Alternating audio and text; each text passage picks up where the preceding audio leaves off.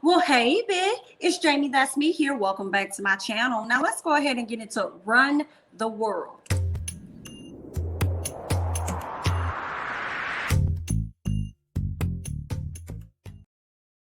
All right, y'all, listen, I did not know that this episode was the season finale until I read an article letting me know that this was the season finale. Now, we do not have word about whether or not they will be getting renewed for season 2, but let us pray. Keep our fingers crossed and our hands together that they do get a season 2, because I thoroughly enjoyed this first season. So let's go ahead and just hop into the show. First things first, this is Whitney's Bachelorette night.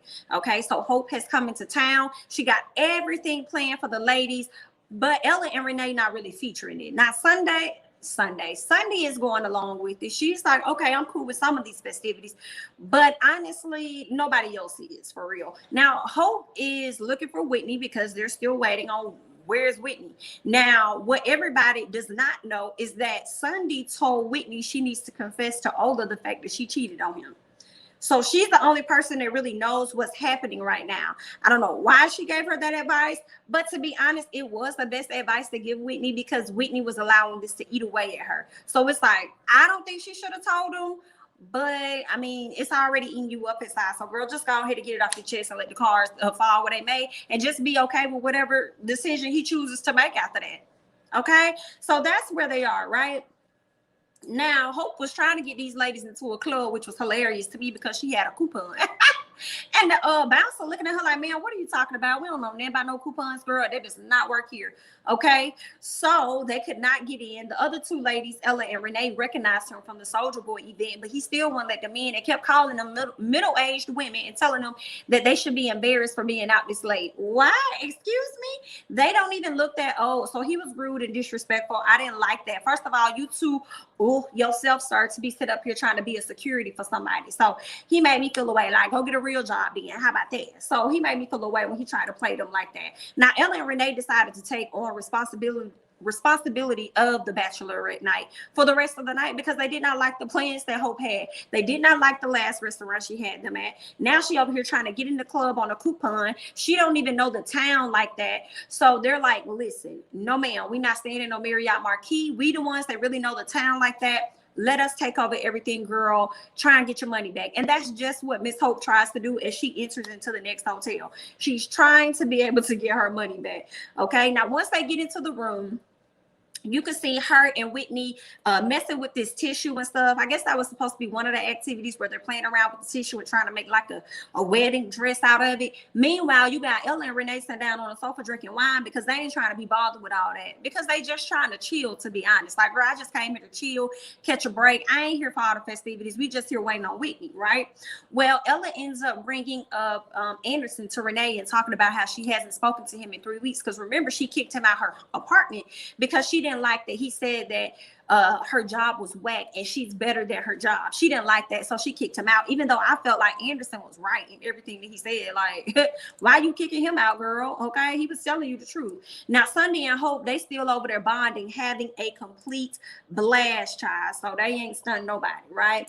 So later on, we could see where Renee, okay, so let me rewind. Let me go back. So Ella is in the bathroom because she's missing her man. She wants to talk to him, so she decides to reach out to him. He ends up meeting up with her downstairs in the lobby. So she goes down there. The girls don't really know what's going on, but she goes down there to catch up with him. And meanwhile, we could see Renee and Hope connecting. Now, y'all, what's funny to me is when Hope was connecting with the ladies, her voice, like the snooty, uppity voice that she would carry around, it kind of dropped when she was hanging with the girls. It was very interesting when she was doing that, lean with it, rock with it, just all of that. Like, it was just a totally different vibe for Hope, and I actually loved it. And she was bonding with the girls so much that I was like, okay, y'all can write Hope in a little bit more next season, and I would not be mad about it. I think she's still gonna come off with opposing views where she's gonna get on the girls' nerves, but ultimately she's cool. You know, she'll probably have their back. She may be a good voice of reason. So I want to see how that's gonna work out between her. So she's talking to Hope, and Hope is talking to Renee. Renee is telling her, like, girl, I had to leave my job because they was on some BS, so I had to go ahead and cut out. Me and my boss quit quit that job. So she was wondering, like, what's next? She was like, I'm really proud of you, but tell me what's next. Like, are you going to start your own business? And maybe you could pitch this to that company that the deal you already got to try and pitch. So maybe you could do that. And I was like, I could have sworn I said this last week. That's what she should do. I will call up my homegirl. Do not allow this company to book that opportunity, because I did it and you did that for me off the strength of me. Okay, so you can cancel that meeting. I'm venturing out. I'm having my own company, and I think it would be best if I pitch. And later on that night, we saw where Mia responded to her and said, hey, listen, we might be able to do that for you, girl, but I'm not going to make no promises. Let me just see what it is I can do. So I'm hoping next season when they come back, I know Renee left the job, she's getting a divorce and stuff, but I want to at least see that work out for Renee. I want to see her be able to go off and start her own company and things be booming from that moment forward. Okay. Now we can see where Sunday gets a call from the beautiful little girl, Matthew's daughter, calling her, checking on her, seeing what she's up to, seeing what she's doing. Later on, we see her also having a conversation with that same beautiful little girl, but she's singing to her, singing her to sleep. I didn't even know Sunday could sing. Sounds beautiful. Matthew was on the other end of the phone. So when he got on the FaceTime, started talking to her and saying that he thinks she should stay at the hotel another night. And he feels as though she should do that because she's been worrying about them and she's been overextending herself, knowing she has to get her paper done and being concerned about them. So I think he also just feeling guilty for knowing she was at home working on that paper and being at that house with your child, that he decided to, pay for her to have an extra night of relaxation at the hotel. So I was like, okay, I see you making a few boss moves, doctor. We appreciate it. Okay, but I love the relationship that Sunday has with that man's daughter. You would think that that's her daughter, and that little girl adores her. So I absolutely love it. Love it all. Okay. Now we can see where Ella goes downstairs and she meets with her man. Okay. Now, of course, they have missed each other. Now he tells her that he loves her writing. He didn't mean anything by it. He wasn't trying to be negative. He wasn't trying to hurt her feelings or anything, but he thinks that she's the best writer that he knows. And that's why he was being so tough on her, even if it didn't come out the right way. That's what he was trying to get across to her. He also tells her, listen, this whole dating thing we doing, man, this is corny. Okay, so it seems like they decided to make it official. Anderson and Ella are back together. I'm not necessarily mad at it. I was expecting Anderson to be a wholehearted F boy. And it doesn't necessarily seem like that's what it is. I think he may actually care about Ella. So y'all got to come back next season because I need to see how this relationship is going to play out with the both of them. And I hope that it's on the up and up. I like that I had a bad thought about Anderson and he has yet to, fulfill that bad thought on my end. Okay. He seems to be a stand-up guy for the most part. So yeah, I want to see more of him and I want to see more of her together. Okay. Now, when she gets upstairs, she tells the ladies, because Renee is one of her lemon heads, because Ella done lied and said she was going to the corner store. And Renee girl, where my lemon heads is? She said, girl, I lied, honey. I had to go downstairs to see my man, okay? And not only did I see my man, we also made it official. So the ladies are Renee, Sunday kind of eye roll, oh, really, we doing this again? Hope is well, tell me more about this Anderson guy and why is it an issue? Why do we not like him? They didn't necessarily get the chance to go into detail as to why they did not like them, especially after Ella gave the rundown about him, saying that he went to Morehouse and how educated he was. He has a few student loan debt or whatever, but it's not a big deal for her because he's still an amazing guy. And so what did Hope tell her? Well, girl, it sounds like you have a great guy on your hands. Just don't be the BIT before Juanita. And she was like, girl, what you mean by that? She said, don't be the BIT before Juanita, meaning the woman that got with Michael Jordan before he married Juanita, she's somewhere sick. She's somewhere wishing she would not have fumbled the ball. She's somewhere wishing she would have held on to that man had he not became, if she would have knew he would have became who he was going to become, okay? So don't be that woman, but more so be Juanita in the situation. Get your man, lock down on your man, and hold on tight and hang in there with your man, okay? That's what she's trying to tell her. And she took note of that. She was like, oh, girl, I like that. Let me write that down. Now, for me, when I saw that, I'm wondering, okay, if that could possibly end up being a title or related to the title of Ella's next book. Don't be the BIT before Juanita. Interesting. I'm wondering. And then another thing, like Ella likes to write, I don't know what her first book was actually about, but she likes to write the gossip stuff. So maybe she should write a different type of book. Maybe she should create characters around some of the stories that she hear in the tabloids, and just like or the stuff that she writes about, and just create like stories, fictional stories around that, in a sense. So I want to see how this is going to pan out for Ella and her books, but I feel like that could potentially be a title or be related to the book that she's going to be writing.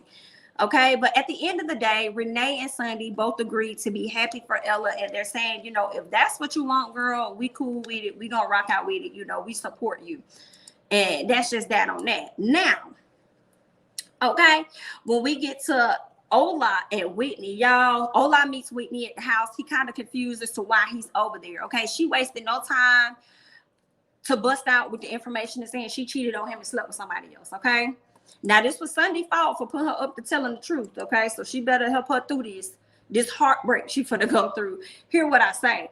Now, Whitney says that, because he's wondering, like, why are you telling me this information? She says that she told him this because she know that they can work through it. She said they work through other things like being long distance and, you know, family members being sick. They continue to work through a lot of stuff. So she feels as though they can work through this as well. Okay. And she also said that she felt as though she was just tired. She was tired of lying to him about everything. All right. And then she goes on, I feel she was kind of trying to guilt him by saying that he wanted her to show him her whole self. So that's what she's doing now by telling him the truth, and also saying that she doesn't want to go into the marriage with any lies.